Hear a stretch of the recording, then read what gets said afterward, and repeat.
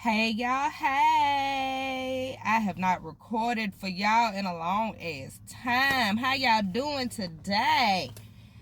So, the reason I wanted to come on here today was to, of course, give y'all a little story time. I was like, why not do a little trauma dump? Cause I seen this video earlier, and the video basically was discussing how having an absent parent and choosing not to have a relationship with that parent and such, and so I was like, why not get my trauma dump on why I chose to distance my relationship with my father. We'll get to that.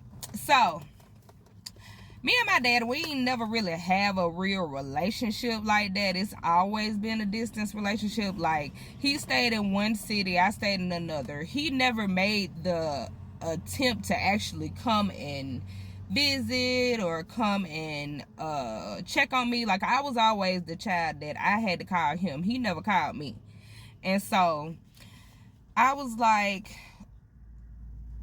very young when I started to understand that it was always me reaching out. And as a child, I shouldn't have to understand these type of things, but I understood at a very young age that I was always the one reaching out to him. He never reached out to me.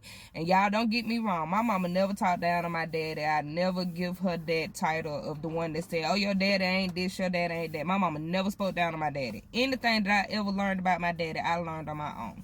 So we're going to start from the beginning. We're going to start from the first time I actually remember meeting my daddy.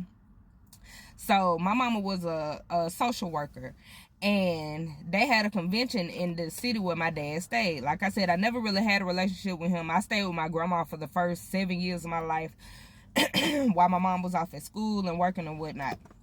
So when she had this convention, she was like, okay, Dad, Jessica, I'm gonna take you to go meet your dad. Now, me growing up as a child, I never really worried about the title of dad. Like, that never really crossed my mind for real. Like, I had my granddad, and that was the person that I knew as my quote unquote dad.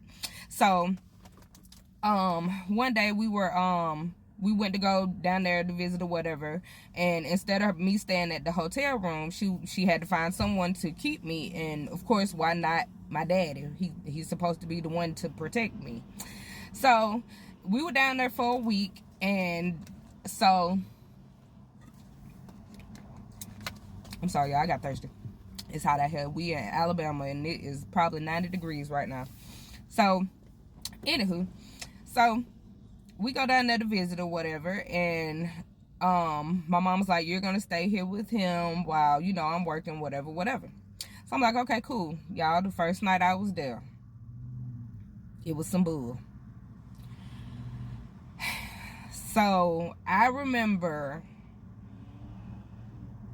my grandma was there, my quote unquote stepmama was there, and my dad was there.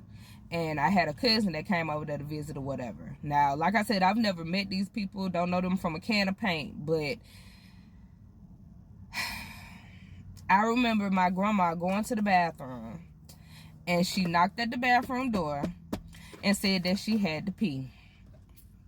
And my dad was in the bathroom, and he said, give me a few minutes, I'm using the bathroom. I guess he was taking a, you know, but he told her to give her a minute. So my grandma was drunk. My daddy was drunk, and so my grandma knocked at the door again. She said, if you don't hurry up and come out the bathroom, I'm all over your floor.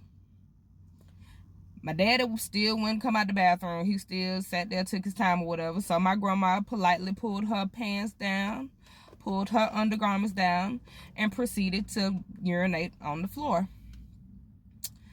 So all I remember is that my daddy opened the bathroom door. He snatched my grandma up from using the bathroom on the floor. He snatched her up, and I remember her slapping him. And when she slapped him, he reached back and balled his fist up and pulled his fist back and proceeded to act like he was getting ready to hit her. And so I'm standing here watching all this. He's not paying attention to the fact that, hey, your daughter is right here. This is the first time your daughter ever remember meeting you. And so I'm just trying to figure out why are you acting like this right now? Me not knowing what drunk is, because like I said, I was raised around my grandparents. My granddaddy, he probably had a couple beers, but I ain't never really seen him drink them.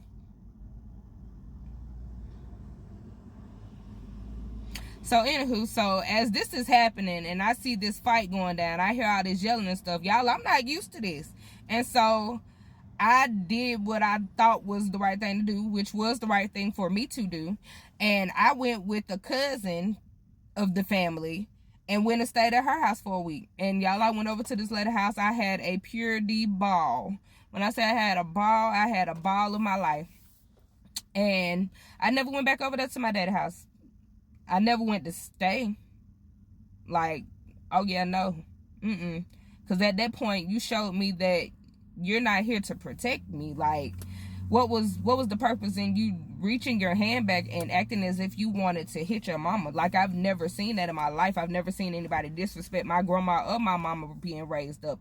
And so for me to see my dad act like that towards his mom, I knew that that was not the environment that I wanted to be in. And so yes, I left.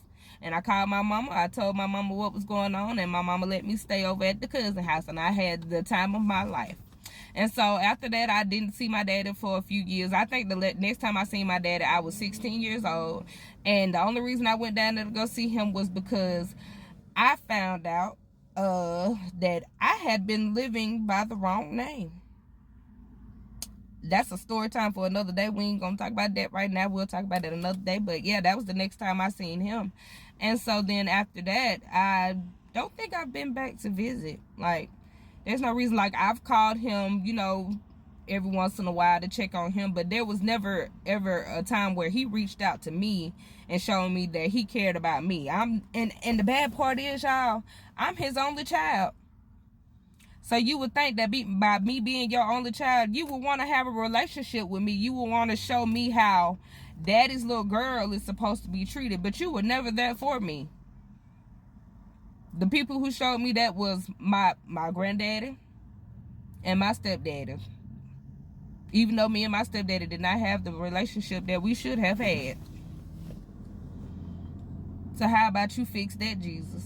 But y'all, to be totally honest, y'all, that doesn't bother me. Like, the stuff that my daddy showed me growing up, I just took that as a lesson learned. Like, I know that I would never do that to my child. I know that I would never deny my child the right to have an actual parent in his life. Every child deserves to have somebody that loves them unconditionally, that's going to teach them the right way to go. And that was all that I was looking for as a child. But I got that in my mom and my stepdaddy and my grandparents. Thank you, no thank you. But yeah, I just wanted to come on here and give y'all a little trauma dump real quick. I got some other story times about the man that birthed me. I'm gonna give y'all some more story times. I'm gonna tell y'all the time. We'll get to that. But as of right now, I'm about to get ready to go into our favorite chicken house. I wanted to show y'all my little cute little shirt. Of course, I had to make us a shirt for Mr. Kendrick Lamar, because they not like us. Y'all have a good day.